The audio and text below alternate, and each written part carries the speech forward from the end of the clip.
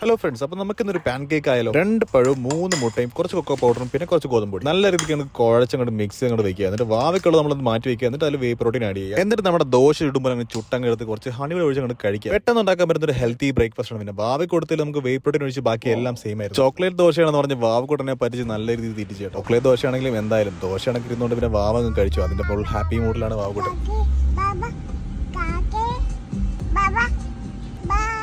കാക്ക എവിടെ?